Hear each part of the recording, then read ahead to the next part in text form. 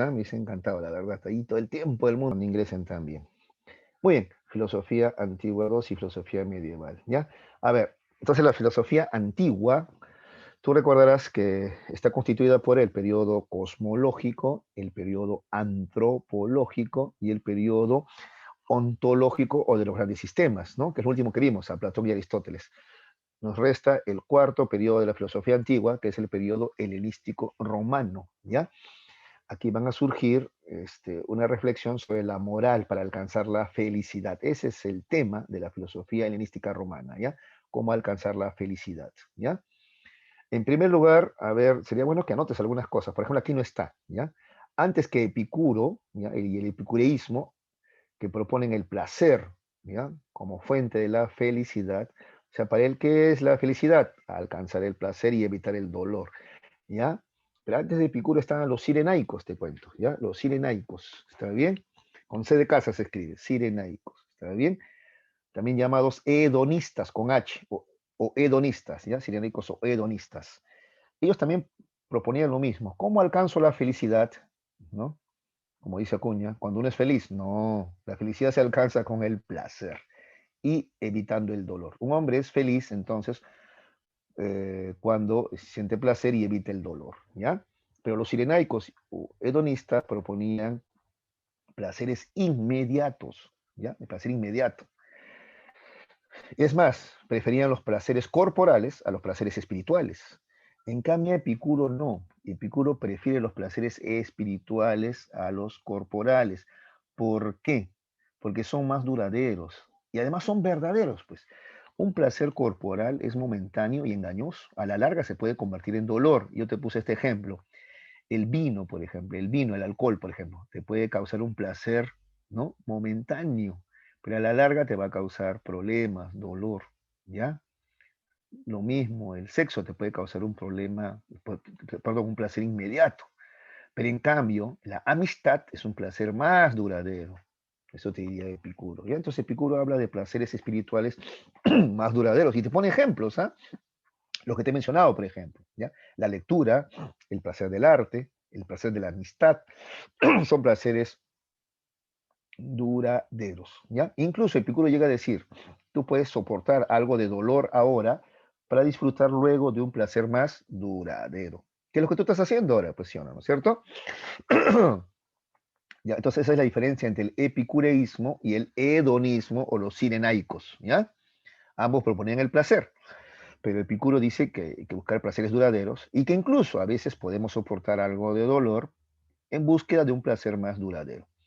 Por eso Epicuro concluye, a veces algunos creen que hay que vivir la vida loca, puro placer y descontrol. No, dice. Epicuro dice, no. Mejor es una vida mesurada, mesurada es medida, y sencilla. Ese es mucho mejor, dice Epicuro. ¿Ya? Luego tenemos al escepticismo, ¿ya? De Pirrón de Elis, ¿no? Pirrón de Elis dice que el hombre sufre muchas veces encontrando verdades que nunca va a poder alcanzar. Lo que tendría que hacer el hombre para ser feliz es aceptar la duda. ¿Sí? ¿Alguna pregunta? ¿Algo?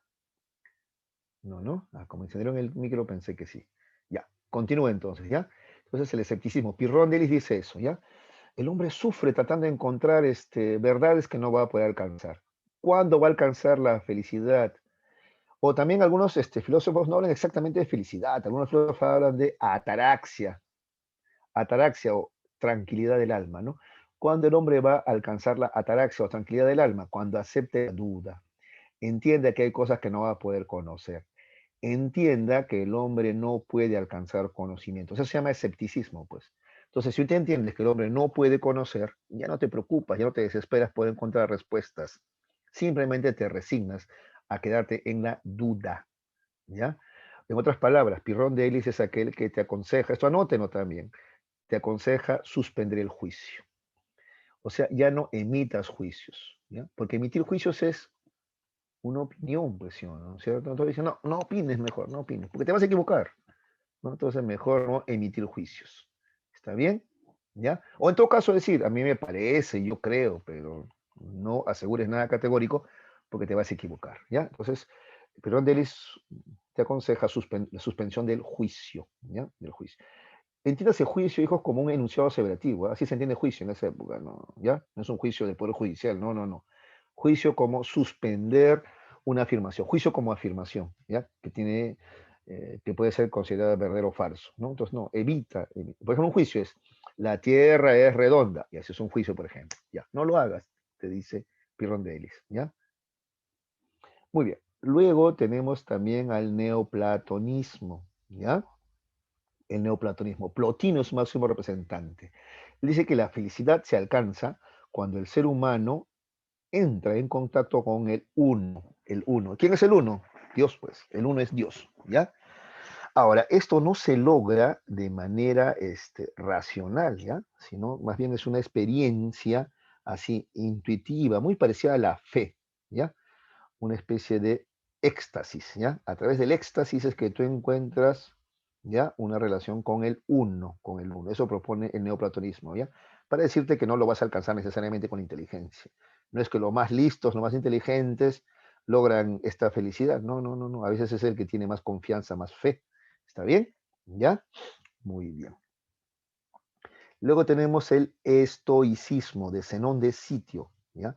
Zenón de Sitio te plantea que para ser feliz tú tienes que resignarte ante un destino que es inevitable, ¿ya? ¿Está bien? ¿Ya? A ver, entonces, por ejemplo, el hombre ignorante se lamenta, ¿no? Ay, qué calor hace. En cambio, el hombre sabio se resigna. Pues claro que tiene que hacer calor, es verano, pues. ¿Qué te lamentas? No ganas nada lamentándote. Simplemente acepta lo inevitable, ¿ya? Ese es el estoicismo de Zenón de Sitio, ¿ya? El problema es comprender qué cosas pues es inevitable y qué cosas no. Por ejemplo, las leyes de la naturaleza son inevitables. El día y la noche es inevitable. El verano y invierno es inevitable.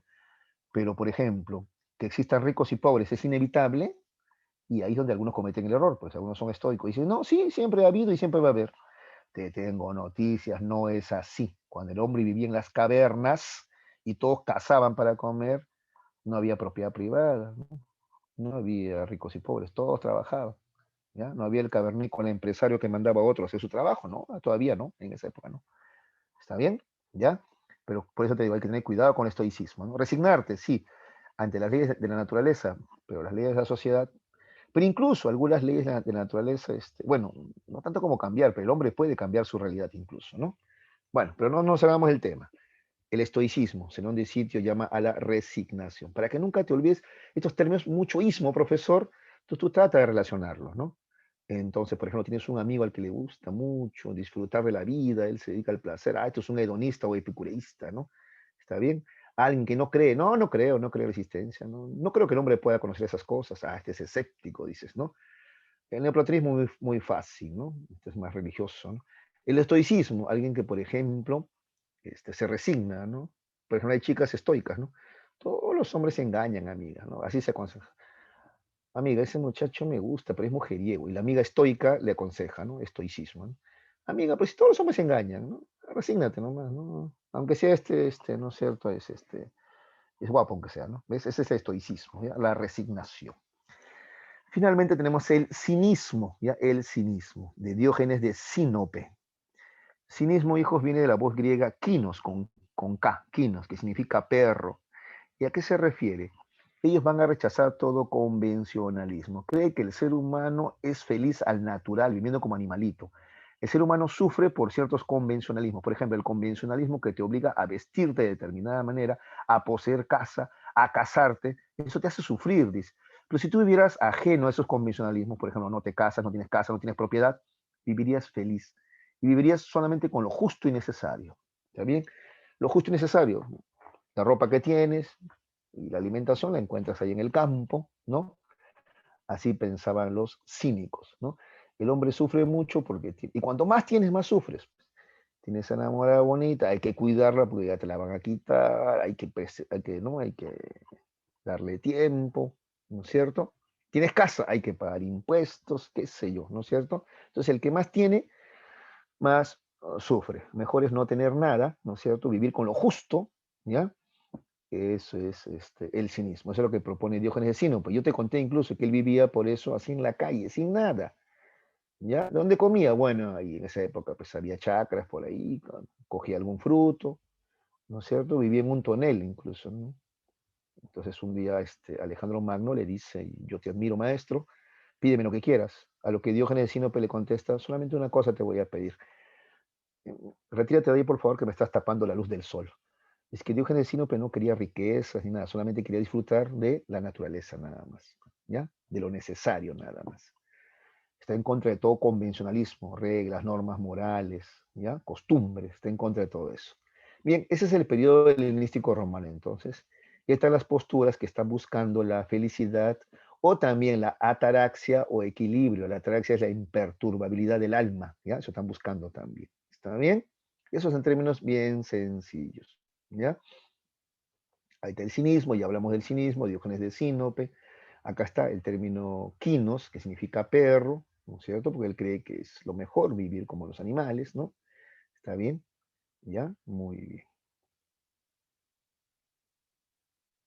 El epicureísmo, ya está Epicuro, ¿no? Vivir buscando el placer y evitando el dolor. Sin embargo, hay que saber escoger los placeres, hay que buscar placeres duraderos, ¿no? Está el escepticismo de Pirrón de Elis, ¿no? Que te invita a la suspensión del juicio. Acá está, ¿ves? Acá está al final del párrafo, ¿no? Dice acá, es permanecer indiferente ante todo. Es lo mejor para alcanzar la felicidad, ¿no? Permanecer indiferente ante todo y abstenerse de emitir juicios. ¿Está bien? ¿Ya?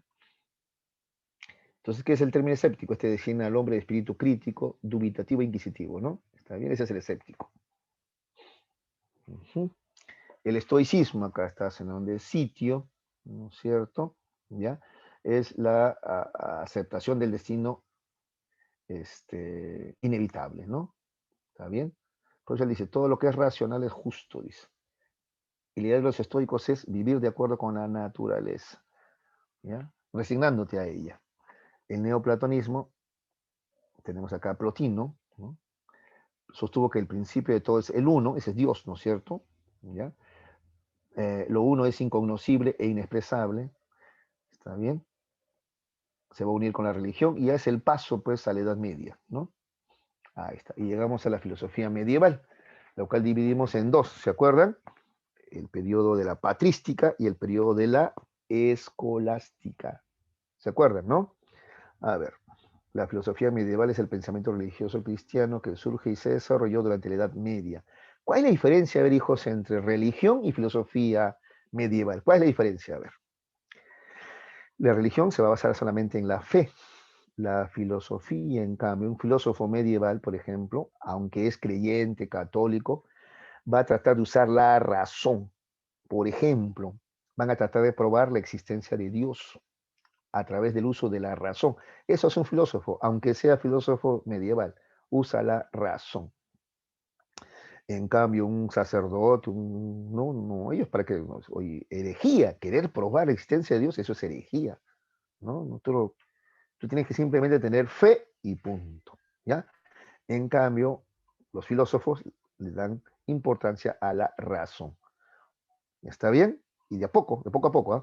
Porque, por ejemplo, a ver, para Agustín de Hipona, ¿está bien? Vamos a Agustín de Hipona a ver. Después vamos a Agustín de Hipona mejor. Para Agustín de Hipona, la filosofía tiene que ser esclava, sierva, o sea, de la teología. Así dice Agustín de Hipona. ¿Está bien? La filosofía está bien, usar la razón, pero esa tiene que ser sierva o esclava de la teología. O sea, la teología es más importante. Si la filosofía osa contradecir a la teología, no, ahí está mal, pues, porque la teología es superior. La filosofía es su esclava, nada más dice, ¿no? Pero al menos la tome en cuenta, ¿no? Y en la escolástica, Tomás de Aquino va a decir que no es su esclava, sino son dos formas de llegar a la verdad, ¿ya? Son dos formas de llegar a la verdad, dos caminos, dice, ¿ya? Entonces así, esa es la diferencia, hijos, la filosofía, los filósofos usan la razón, ¿está bien? Características, una concepción del mundo centrada en Dios, sí, eso sí, es lo que predomina, una filosofía religiosa y teología al servicio de la enseñanza de la fe. Ya te había dicho dos periodos, la patrística y la escolástica, ¿no? La patrística es la primera, la más antigua, ¿no? Es la de los padres, patrística viene de padres, ¿no? Padres de la iglesia, ¿está bien? ¿Ya? Acá destaca Agustín de Hipona. El conocimiento de las cosas se alcanza a través del creer, la fe. A ver, él lo dice más claro. Para Agustín de Hipona tú tienes que creer para comprender. Si tú no crees, no vas a comprender. ¿Está bien? ¿Ya? Entonces yo te decía, yo por ejemplo, le puedo debatir, oye, esta leyenda de Adán y Eva no aguanta el menor análisis racional, ¿no? ¿Cómo explicas tú, por ejemplo, las diferentes etnias o razas, como tú quieras llamarle, ¿no? ¿Cómo explicas? Entonces, ¿no? Le comienzas a decir, entonces ellos te van a responder, no, lo que pasa es que tú no comprendes porque no crees. Tú primero tienes que creer para poder comprender, ¿ya? Vale decir, el creer orienta correctamente a la razón, ¿ya? La fe orienta a la razón. Es la guía por el camino de la verdad, ¿ya? Es que para Agustín de Hipona la filosofía no es una disciplina independiente, no, no, ya te dije ya. Para él, la filosofía es una esclava, una sierva de la teología o de la fe, si tú quieres, ¿ya? Eso dice Agustín de Hipona. Entonces, ¿qué está diciendo él? Que la razón tiene límites. ¿Cuáles son los límites de la razón? Está bien que razones, siempre y cuando no rebases los límites de la fe, de la religión. Eso decía Agustín de Hipona, ¿ya? Muy bien. Solo existe una verdad, y es la verdad revelada por el cristianismo, ¿está bien? La razón puede ayudarnos a comprenderla, pero en ningún caso la puede contradecir, ¿ya ves? ¿Está bien? Eso es lo que dice. Muy bien. Una cosa más importante en Agustín de Hipona, no sé si acá está, es la creación ex nihilo, así se escribe con H intermedia. ¿Qué es la creación ex nihilo? Es aquella que sostiene que Dios ha creado todo desde la nada, ¿ya? O sea, Dios crea no solamente el espacio, sino que también Dios crea el tiempo. De ahí que la pregunta de qué hacía Dios antes de crear el universo es una pregunta ya tonta, pues, porque no había un antes, porque no había tiempo. Dios cuando crea el universo, ahí también crea junto con el espacio el tiempo. ¿Ya? A ver, ¿qué más dice acá? Defiende el dogma cristiano según la cual Dios creó libremente al mundo a partir de la nada, ¿ya ves? Eso se llama creación ex nihilo, acá no está mencionado, ¿ya? Creación ex, así, X, y nihilo, N-I-H-I, L-I-O, nihilio, ¿ya? Se llama creación ex nihilo. Dios es omnisciente porque es eterno y conoce desde fuera del tiempo. ¿Ves? Claro, existe antes del tiempo porque Él crea el tiempo también, ¿ya? Muy bien. Otra cosa más, Dios le da al hombre libre albedrío, ¿está bien? Otra cosa importante en Agustín de Hipona es que entonces el pecado no es por culpa del diablo, no, no, no, no, no, no. El pecado existe porque el hombre tiene libre albedrío. ¿Qué quiere decir? El hombre puede decidir libremente qué hacer, ¿ya? Esa es la fuente del pecado, ¿ya? El libre albedrío, la capacidad, la libertad que tiene el hombre para decidir si seguir el camino de Dios o apartarse de él. Eso dice Agustín de Hipona, ¿ya? Además dice, asegura que el pecado original se transmite. Entonces ya estamos fritos, ya. Tú ya naces con el pecado original, ¿ya? Eso que hizo Adán de comerse el pay de manzana, ya listo, a ti también te afecta, porque se transmite. Por ello que el hombre no es capaz de salvarse por sus propios medios. Entonces, frente a eso, ¿qué hace? Un plan divino, pues, ¿ya? Dios va a intervenir, porque ya está probado de que tú solo no puedes salvar, porque como humano eres imperfecto, ¿ya? Ahí está, entonces ahí está el plan divino, parte del cual es mandar a su hijo, mucho más adelante el Apocalipsis, etcétera, ¿ya? Listo. Luego tenemos la escolástica, es un movimiento filosófico y teológico que intentó utilizar la razón natural humana, ¿no? Más que la patrística, porque te repito, acá ya no dicen que que, ay, me trabé, que ya no dice que la filosofía es sierva o esclava de la teología, ya no, ¿no? Dice que son dos caminos para llegar a una misma verdad, ¿no? ¿Está bien? Utilizando la fe o utilizando la razón vas a llegar a lo mismo. ¿Está bien? Son dos caminos diferentes nomás. Y así como en la patrística la influencia filosófica era platónica, en la escolástica la influencia es más bien aristotélica. ¿Está bien? ¿Ya? Características, es un periodo de consolidación de la iglesia donde se enseña filosofía y teología en las escuelas medievales. Por eso el nombre de escolástica. Escolástica viene de escuela o escuela, ¿ya? ¿Está bien? Las escuelas y universidades se usan para difundir la teología. Así se fundó San Marcos, te decía, ¿no? San Marcos fue fundada con ese fin hace más de 465 años, ¿ya? Muy bien. El objetivo sigue siendo el estudio de Dios, pero sin negar los aportes de la razón, ¿ya? Otro tema importante aquí en la escolástica es el tema de los universales, ¿ya? A ver, atención, ¿ah? ¿Qué es un universal? Un universal es un concepto general. Ejemplo universal, a ver, belleza, bueno, los números, las letras, esos son universales, ¿ya? Son ideas. Ahora la pregunta es, ¿estos universales, está bien? ¿Tienen vida propia? El realismo dice que sí. El realismo dice que sí, aunque no lo creas, se llama realismo. Entonces dice que la belleza tiene vida propia, por ejemplo. El bien también. ¿Está bien? En cambio, el nominalismo dice que no, que esos son simplemente nombres que el hombre ha creado para nombrar ciertas cosas. Por eso se llama nominalismo. Nómina es nombre. ¿Está bien? ¿Ya?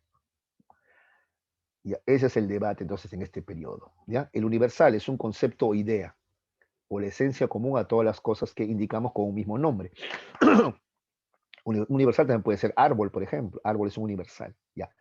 Ahora, ¿la idea de árbol existe antes que los árboles? Eso dice el realismo. ¿O no? La idea de árbol simplemente es un nombre que le dimos a ese objeto que tiene esas características. Eso dice el nominalismo. ¿Ya? Entonces ese es el debate. ¿Tiene una realidad objetiva? ¿Representa algo fuera del sujeto?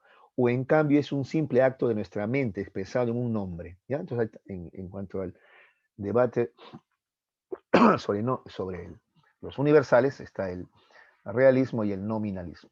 ¿Ya? Tomás de Aquino buscó conciliar la razón con la fe, ¿ya? Para conocer y alcanzar la verdad. Por lo tanto, Aquino trató de unir la teología con la filosofía. ¿Ya? Muy bien. Tomás de Aquino es muy reconocido porque él propone las 5 vías para probar la existencia de Dios, ¿no es cierto? ¿Ya? Ahí está tratando de conciliar razón y fe. ¿Ya? Mira, pero afirma que son particulares e independientes, la razón y la fe. Cada una de ellas tendrá su objetivo y método propio de conocimiento, dice. ¿Ya? La filosofía se ocupará del conocimiento de las verdades naturales, ¿ya? Que pueden ser alcanzadas por la luz natural de la razón, y la teología, en cambio, se ocupará del conocimiento de las verdades reveladas, de las verdades que solo pueden ser conocidas mediante la luz de la revelación divina. ¿Está bien? Muy bien. A ver, seguimos emitiendo acá. Acá está. Estableció 5 vías para probar la existencia de Dios, ¿no? Ya, listo. Finalmente tenemos a Guillermo de Ockham. Dice que abandona el espacio común de la fe y la razón postulado por Tomás de Aquino. O sea, ¿qué quiere decir? Es que para Tomás de Aquino al final la razón y la fe se unían porque iban a llegar a la misma verdad. Ya, Guillermo de Ockham está en contra de eso. Para Guillermo de Ockham no. La razón tiene sus objetivos y su propio camino, y la fe también sus objetivos y su camino diferente, ¿ya? Entonces Guillermo de Ockham afirmó que la fe y la razón son fuentes de conocimientos diferentes y además con distintos contenidos, con lo cual el ámbito de la razón queda reducido y ésta no posee ninguna posibilidad de acceso ni demostración de los contenidos de la fe. Entonces, por allá la ciencia, por allá la religión, son cosas diferentes, dice Guillermo de Ockham, ¿ya? En tal sentido, Ockham defiende la posibilidad de la demostración racional de la existencia de Dios y de la inmortalidad y existencia del alma. ¿Ya? Entonces es imposible, a través del uso de la razón, probar que el alma es inmortal. Es más, es imposible, a través del uso de la razón, probar la existencia del alma misma nomás. ¿Ya? Esos son temas de la teología. La ciencia, la razón, no se pueden abocar a eso porque no van a lograr encontrar respuesta. Sobre el problema de los universales, la postura de Guillermo de Ockham es nominalista. Entonces, árbol, libro, bello, bueno, ya esos nombres, ya son eso, son nombres que el ser humano le da a ciertas cosas o a ciertos fenómenos. No es que tengan vida propia, simplemente son nombres que el hombre ha creado, nada más, ¿ya? Eso se opone al platonismo, porque el platonismo sí plantea que existen ideas, ¿no? En el mundo ideal, ahí está Blanco, por ejemplo, ¿no? Es un ideal. Y acá en la Tierra las cosas son más o menos blancas en la medida que se parezcan a esa idea. Entonces la idea de blanco, la idea de belleza, la idea de bien tienen vida propia. La idea de hombre también tiene vida propia. Tú eres más o menos hombre, diría Platón, en la medida que te parezcas más a ese ideal de hombre. ¿Está bien? ¿Ya? Entonces esa es la postura realista, la de Platón. En cambio, Guillermo de Ockham es nominalista. No, dice, no tienen vida propia. ¿no? Bien, belleza, libro, árbol, lluvia, son solamente nombres que el hombre le da a ciertas cosas o a ciertos fenómenos, ¿ya? Entonces acá dice, a ver, niega la existencia de conceptos abstractos y universales y rechaza admitir que el intelecto tenga la facultad de engendrarlos. Lo que llamamos ideas generales son solamente nombres, meras designaciones verbales que sirven como etiqueta a colecciones de cosas o a series de acontecimientos particulares. ¿Ya? Finalmente, Guillermo de Ockham es conocido por un principio de economía llamada la navaja de Ockham. ¿Ya? Se trata de un principio metodológico llamado, acá está, ¿ya ves? Navaja de Ockham, que permite simplificar al máximo las explicaciones, eliminando numerosos conceptos. Todo aquello que no fuera evidente en la intuición, o sea, en la experiencia, o absolutamente necesario para la explicación de la realidad, debe ser excluido. ¿Ya? Debe ser excluido. ¿Está bien? Entonces él concluye que generalmente la información más simple, la explicación más simple suele ser la mejor. ¿Ya? Ahora vamos a la dirigida, jovencitos, a ver, cómo estamos con el tiempo. A ver, es correcto respecto al epicureísmo, por favor, a ver, participen. Ahora tenemos algo de tiempo, a ver. Uy, conexión inestable, dice acá. Ya, a ver, con respecto al epicureísmo, a ver, ¿qué es correcto? A ver, por favor, ¿quién me contesta la pregunta 1? Atención. Ah, por el chat. No, de manera verbal, pues, hijos. A ver, alguien. Un valiente o una valiente, a ver.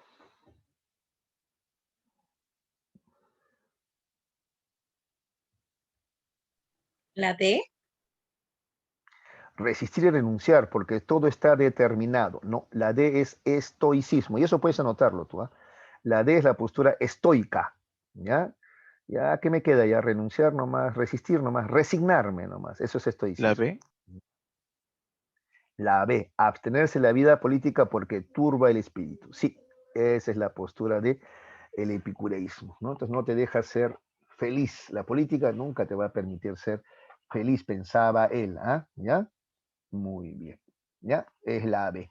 Incluso tú lo podías hallar por descarte, ¿no? A ver, la A, suspender todo juicio con respecto al mundo. Eso se llama escepticismo. La A es escepticismo. C, tomar lo mejor de todas las doctrinas. La C, eso no lo hemos tratado hoy día, pero eso se llama eclecticismo. Anota, anota, anota.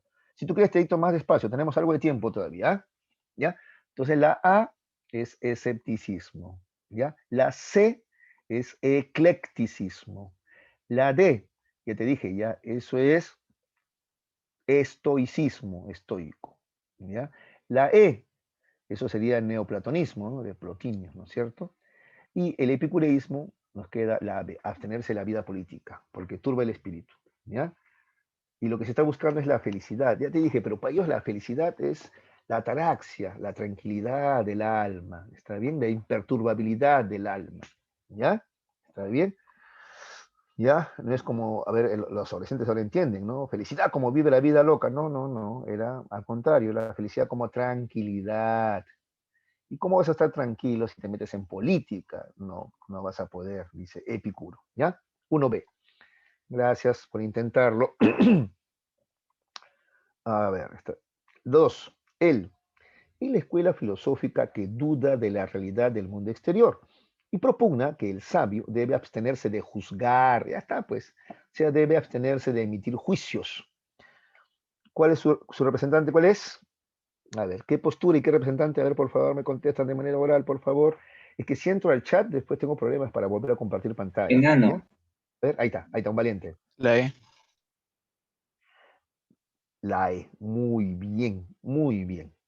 De acuerdo, ¿ya? Como ven, estas preguntas tienen un grado de dificultad un poquito mayor que las del mes pasado, ¿no es cierto? Claro. Entonces tú tienes que estar claro de que esto de proponer que no es posible conocer el mundo, eso se llama escepticismo, ¿ya? Pero tú dices, ¿pero dónde está Pirrón? Pero Pirrón está acá. Entonces Pirrón, cinismo, no, pero no era cinismo, ya entraste en duda ya. Pero ves, su compañero tiene las cosas claras, sí. Otro representante del escepticismo, además de Pirrón de Elis, otro representante del empirismo es también Sexto Empírico, ¿ya? Lo que tú tienes que estar claro acá, que esta postura es obligatoriamente escepticismo, no hay otra, no hay otra, no puede ser cinismo, nada, no, no. Esto de decir que no es posible conocer el mundo y que hay que abstenerse de juzgar o emitir juicios, eso es escepticismo definitivamente. Y sí, entonces tiene razón, ¿ya? La respuesta es la E. Escepticismo, y ya tienes otro nombre de otro escéptico, sexto empírico, ¿ya? Listo. Que es posterior a Pirrón de Elisa. Listo. 3. Filósofo helenístico romano que propone como principio al uno del que manda el mundo. Ya, esto es fácil, pues. A ver. Plotino. Plotino. Plotino. Muy bien, ahí no hay dudas. Esa era memoria nomás, ¿no? Plotino. Muy bien. Ahí está el eclecticismo. Esto no lo he explicado, pero como tenemos algo de tiempo, ahora les explico, ¿ya? El eclecticismo también es una postura del periodo helenístico romano, ¿ya? A ver, ¿qué cosa propone el eclecticismo? Tomar lo bueno de varias teorías y juntarlas. Eso es el eclecticismo, ¿ya? Tomar lo bueno de varias teorías y mezclarlas. ¿Está bien? ¿Ya? Entonces, por ejemplo, a ver, empecemos por ejemplos sencillos. En la actualidad, por ejemplo, hay psicólogos que dicen que son conductistas, sin embargo, utilizan también métodos del psicoanálisis. No mezclan conductismo con psicoanálisis, los mezclan.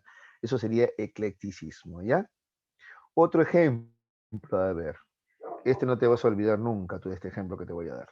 Por ejemplo, algunos de ustedes, sin saberlo, son eclécticos, porque son a la vez idealistas y a la vez son materialistas ustedes, claro. Por ejemplo, a ver, la mayoría de ustedes es católico, ¿sí o no? Entonces cree que Dios ha creado, como dice Agustín de Hipona, creación ex nihilo, ¿no? Todo de la nada. O sea, Dios ha creado todo el universo, o sea, toda la materia ha sido creada por Dios, que es un espíritu. Ya, ese es idealismo.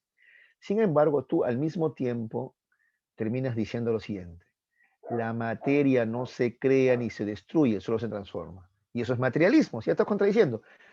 Acabas de decir que Dios ha creado la materia, pero me estás diciendo que la materia no se puede crear ni destruir ni siquiera.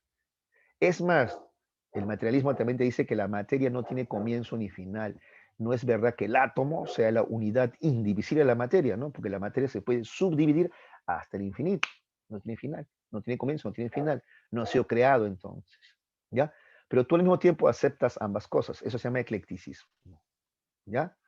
Aceptas ambos, ¿no? Claro, hasta que algún día ya decidirás, o la mayoría decide esto, ¿no? Bueno, como decía Guillermo de Ockham, ¿no? Bueno, aquí mi ciencia, mi yo científico, y por acá, por otro lado, mis creencias religiosas. No las voy a mezclar mejor, dices, ¿no? ¿Ya? Entonces, ese es el eclecticismo, ¿ya? Conciliar, unir teorías que incluso son opuestas, ¿ya? Sabiendo eso, hijos, a ver, ¿cuál sería la respuesta en la número 4? A ver, Claro, mira, concilia el panteísmo con aristotelismo y estoicismo, ¿no? ¿Está bien? La B. Muy bien. Listo. 5. Momento en que, según Plotino, el alma toma contacto con la divinidad y alcanzas la felicidad, porque esa es la felicidad, ¿sí o no? Que el ser humano o el individuo se encuentre con la divinidad, con su Dios, con el uno. Ahí alcanzas la felicidad. ¿Cómo se llama eso? éxtasis. Éxtasis. ¿Está bien? Ya, no es la droga, cuidado, ¿eh? No, no, no, no, no. Es un estado ya de éxtasis, ya de felicidad y a la vez tranquilidad absoluta, ¿ya? Cuando tú te encuentras con tu creador, ¿ya? Eso dice Plotino. Listo. 6. Señale el tema tratado por la filosofía medieval. Ajá. A ver, acá cuidado, acá viene con truco la pregunta. A ver, ¿cuál podría ser la respuesta? La D. La D, claro, esa mejor. Porque alguno podría decir los dioses. No, cuidado, ¿ah? Ellos no discuten, ellos hablan de un dios, ¿no es cierto? No hablan de los dioses, ni hablar, ¿no? No, no, claro, entonces las dos verdades. Y cuando hablamos de dos verdades, ¿a qué nos referimos? A la verdad que te da la fe, ¿no? Las verdades reveladas, ¿no? Por Dios, dicen, es la fe, ¿no? Y la otra son las verdades que obtienes gracias a las ciencias, al uso de la razón, ¿no? Entonces ahí están las dos verdades, ¿ya? Ese es el tema, ¿ya? ¿Cuál es superior? O si las dos son iguales, ¿no es cierto? Si las dos se complementan o se contradicen, etcétera. Esa es la discusión, ¿ya? Las dos verdades. 7. Durante la patrística, la Iglesia actualizó la doctrina principalmente gracias al pensamiento de... A ver, ¿quién contesta eso? A ver, espero sus respuestas, ¿ah?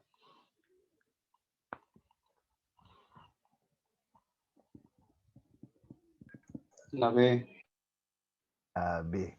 La B. Platónica, Santo Tomás, no. La B de bueno no es. La E. Sí, la E, claro. Claro, si no era la B, tiene que ser la E. Muy bien, la E. Sí. Durante la patrística, la iglesia actualizó la doctrina de Platón. Eso sí es verdad, la de Platón. ¿Ya? Pero en la patrística, el máximo representante es San Agustín, ¿ya? Tomás de Aquino no es de la patrística, Tomás de Aquino es de la escolástica, ¿ya? Y además Tomás de Aquino no tiene influencia tanto de Platón. Tomás de Aquino se ve más influenciado por Aristóteles, ¿ya? Tanto es así que, por ejemplo, en las 5 vías para probar la existencia de Dios, hay 2 o 3 posturas de Aristóteles, ¿ya? Pero bueno, eso después, ahorita no quiero confundirlos, ¿ya? A ver, entonces, a ver, durante la patrística hay fuerte influencia de Platón, ¿ya? Y quien principalmente la va a desarrollar es San Agustín, o Agustín de Hipona, como quieras llamarlo, ¿ya? La E. Listo. 8. Agustín de Hipona afirma que la se subordina a la, ya, esta sí es fácil, sí te acuerdas, porque lo he repetido varias veces, ¿ah? A ver, respuesta, por favor, de la número 8. Razón fe. Ajá, afirma que la razón se subordina a la fe. Muy bien. O dicho de otra manera, la filosofía se subordina a la teología también, ¿no? Es otra forma de decirlo también. O si quisiéramos citarlo literalmente, él dice, ¿no? La filosofía es sierva de la teología, dice él. 9. Para el representante máximo de la patrística, el mundo surgió. Ah, ¿quién es el representante máximo de la patrística? A ver, primero. San Agustín. San Agustín, ya. ¿Y qué dice él? El mundo surgió. ¿Cómo surgió el mundo? De la nada. De la nada. De la nada. Y cuando dice nada, nada, ni espacio ni tiempo, ¿no?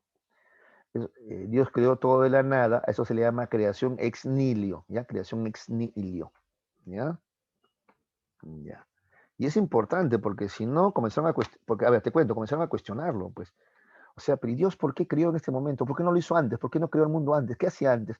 ¿Que Dios fue niño alguna vez? Entonces ya la gente comenzaba a cuestionar, ¿qué hacía Dios antes de crear el mundo? Si es perfecto que recién se le ocurrió esto, ¿por qué no se le ocurrió antes?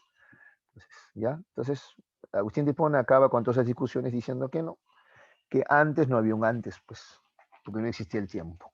¿Ya? Dios crea todo de la nada. Listo. 10. Álvaro manifiesta compartir la teoría de Agustín de Hipona acerca del hombre. De ahí que afirma que él tiene Libre albedrío. libre albedrío.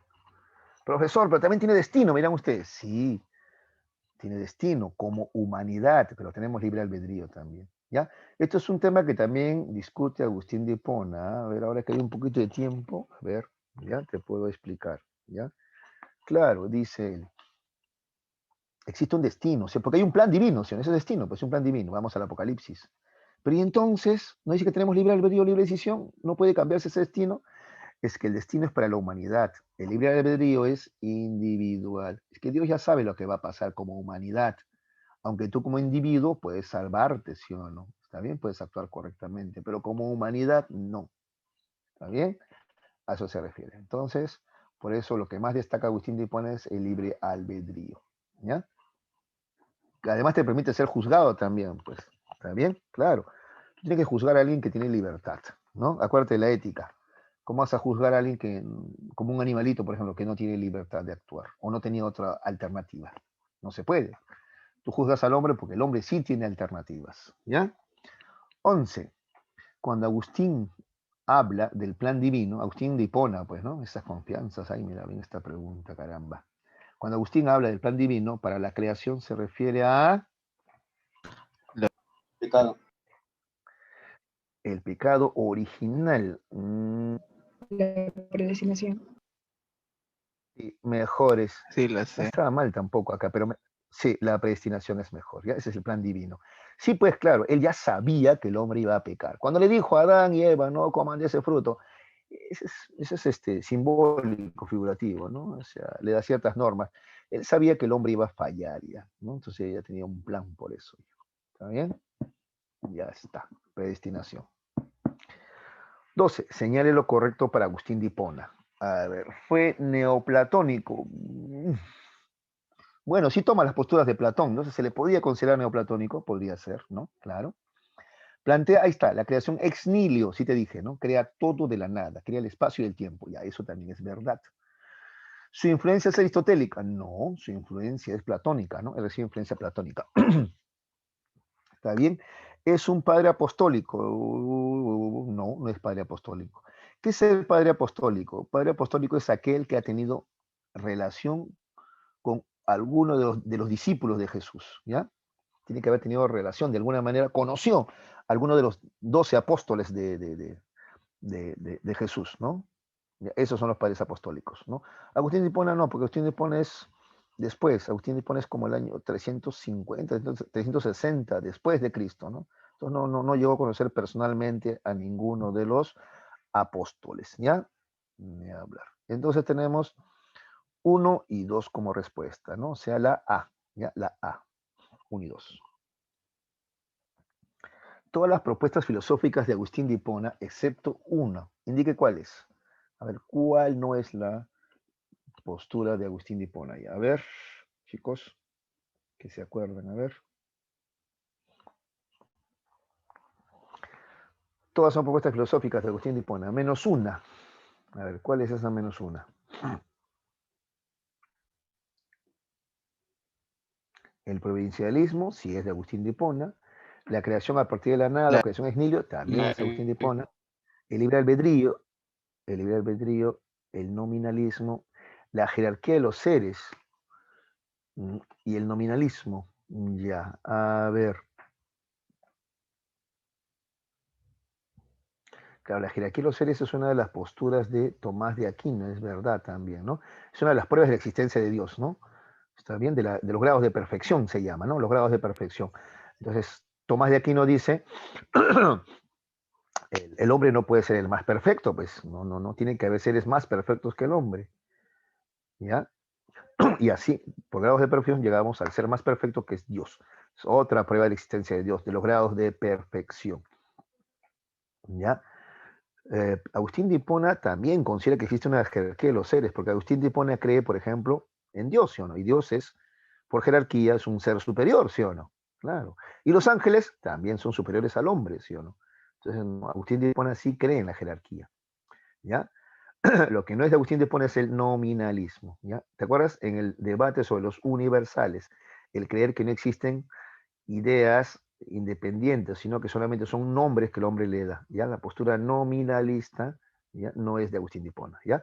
La respuesta es la D, ahí entonces, ¿ya? ¿De acuerdo? Bien. Profe, Sí, dime.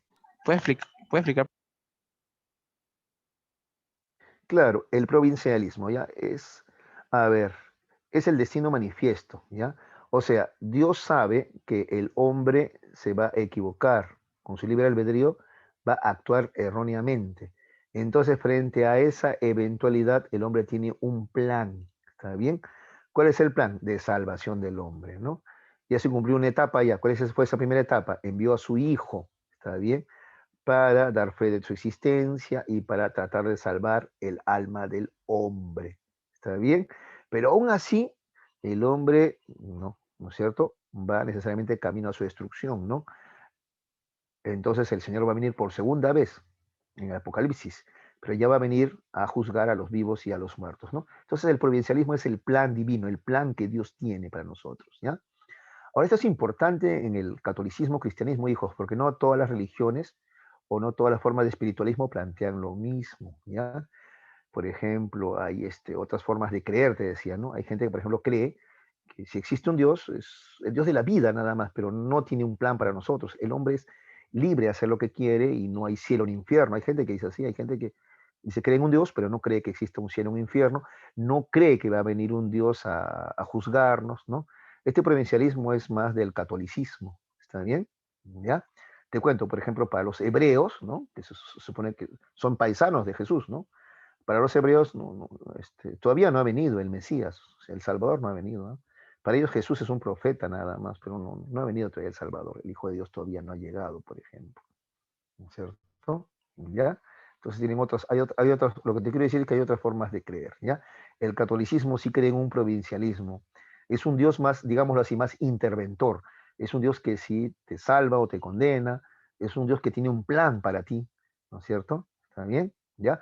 Y ahí hay un riesgo, decía Nietzsche, por ejemplo, hay un riesgo, ¿no? Porque entonces hay hombres que pueden decir, entonces no hago nada, voy a esperar nomás que Dios, ¿no? Lo resuelva todo.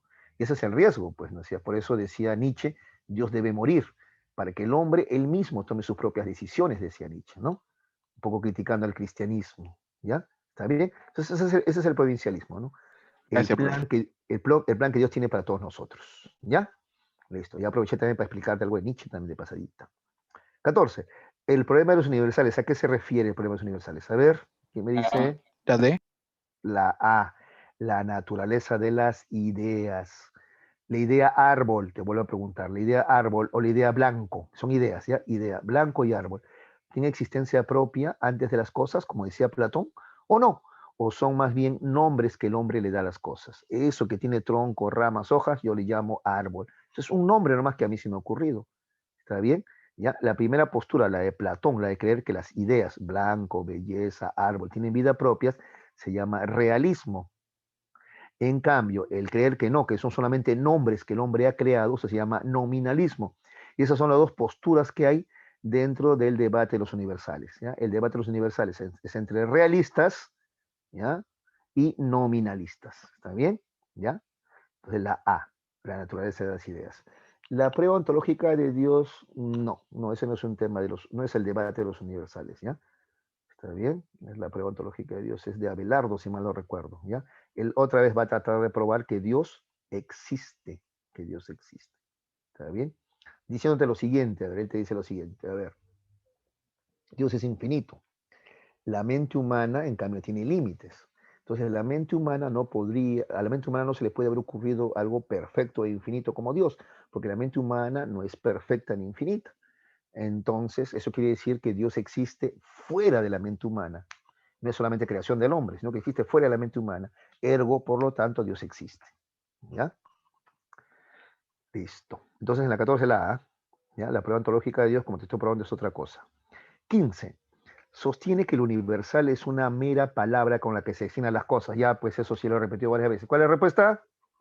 El nominalismo. ¿Ya? Esa es la postura nominalista. La escolástica estuvo influenciada principalmente por la teoría, a ver, ya lo he mencionado también varias veces, ¿eh? La escolástica, hablamos de Tomás de Aquino y otros. ¿Eh? Dedo. Dedo, aristotélica. Muy bien. La postura aristotélica. Según Tomás de Aquino, la se complementa con la La D. la D. A ver. La fe se complementa con la razón. Sí, pues, sí, sí. Parece hay un complemento, ¿no? ¿Está bien? Son dos caminos para llegar a la misma verdad. De acuerdo, la D. 18. Dios es superior al hombre. Y o sea, el hombre, ¿no? Es superior a los animales. Y los animales son superiores a las plantas. Según Tomás de Aquino, el enunciado anterior se muestra a través de la vía. ¿Qué vía? La B, La B. claro, de los grados de perfección, que es una de las pruebas de la existencia de Dios. ¿Ya? ¿Está bien? Listo. Otra prueba de la existencia de Dios es de la causalidad o de la finalidad, ¿te acuerdas? Esto lo toma de Tomás de Aristóteles. Todo lo que existe tiene un fin, existe por algo, ¿está bien? Nada existe por gusto, ¿no? ¿Está bien? Entonces, ¿ves? Esto lo toma de Aristóteles, Tomás de Aquino lo toma de Aristóteles. O de la causalidad. Todo lo que ocurre existe por una causa. Entonces llega a la conclusión de que existe una causa primera. ¿Y cuál es esa causa primera? Esa causa primera es Dios. ¿Ves? Eso también lo toma de Aristóteles. Entonces hay una fuerte influencia de Aristóteles en Tomás de Aquino. ¿Ya? 19. Tomás de Aquino manifiesta que la razón nos permite demostrar la existencia de... Ya, pues, las 5 vías es para poner qué cosa. Dios. La existencia de Dios, ¿no? De Dios. ¿Ya? 20. Según el representante de la escolástica, tendría que decir máximo representante, porque hay varios, ¿no? De la escolástica, pero el máximo representante de la escolástica es Tomás de Aquino, a él debe referirse seguramente, ¿no? ¿Qué vía es la más importante? Causalidad. De la causalidad, de acuerdo. El motor inmóvil o primer motor, ¿no es cierto? Listo. Terminamos, claro, 20. Qué raro, yo pensé que había hecho 30 preguntas. Ya, bueno, 20, ahí está, chicos. ¿Cómo estamos con la hora?